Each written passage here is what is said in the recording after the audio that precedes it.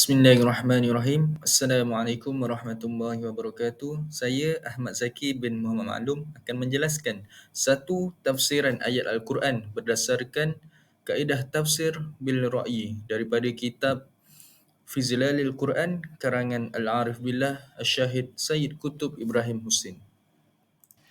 Penulis kitab tafsir Fi Zilalil Quran ini bernama Sayyid Qutb Ibrahim Husin.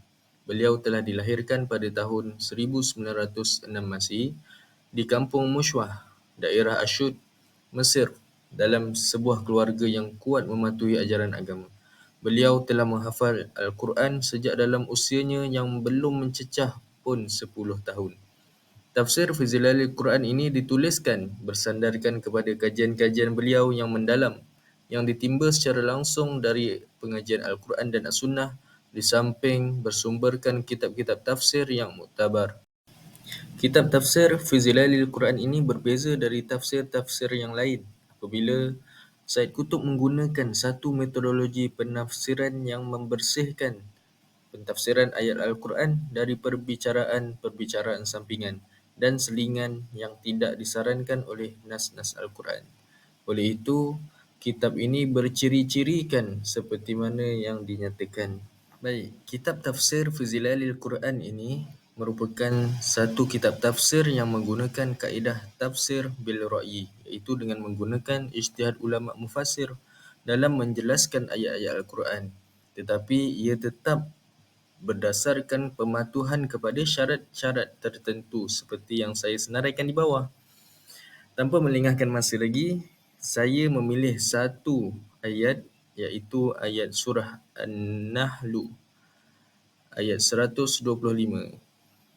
Mari kita saksikan. ادع إلى سبيل ربك بالحكمة والموعظة الحسنة وجادلهم بالتي هي أحسن إن ربك هو أعلم بمن ضل عن سبيله وهو أعلم بالمهتدين.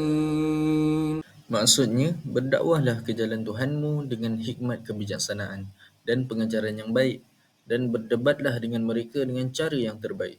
Sesungguhnya Tuhanmu lebih mengetahui tentang mereka yang sesat dari jalannya, dan juga lebih mengetahui tentang orang-orang yang mendapat hidayah. Baiklah, isi kandungan dalam kitab Fi Zilalil Quran tentang ayat 125 surah An-Nahl ini dapat dilihat bahawa penjelasan-penjelasan yang dibuat oleh Said Qutb adalah berkaitan dengan peraturan dakwah yang digariskan oleh Allah Subhanahu Wa Taala.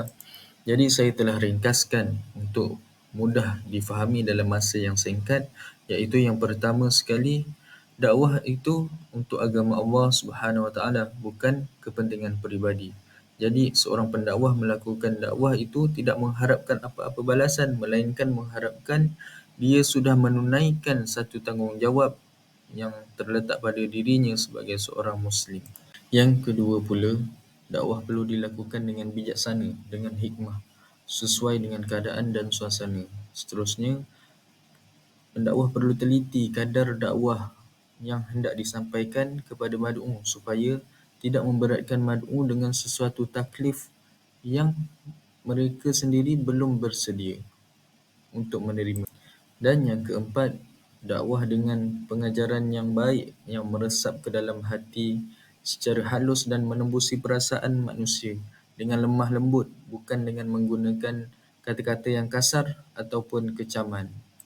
Ia akan mampu menjinakkan hati manusia yang buas. Yang kelima, gunakanlah perdebatan yang baik, bukan untuk menang semata-mata, tetapi untuk memberi keyakinan kepada kebenaran.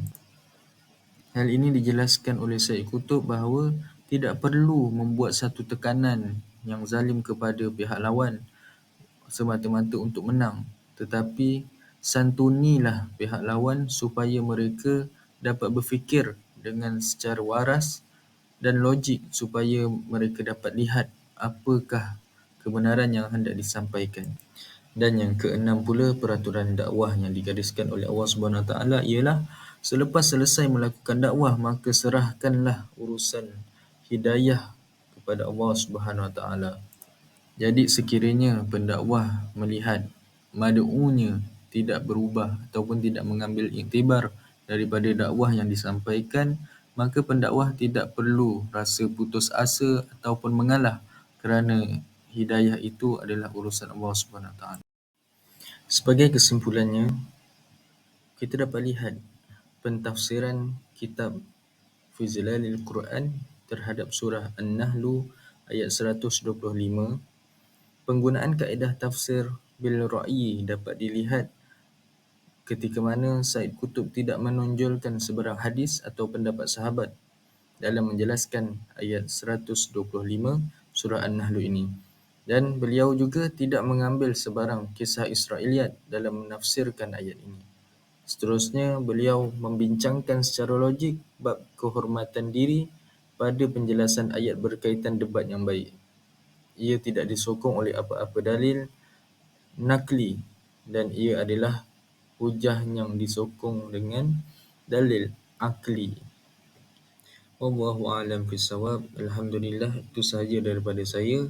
Semoga perkongsian ini dapat menarik minat kalian untuk lebih mendalami ilmu pengantar tafsir Al-Quran. Sekian, terima kasih.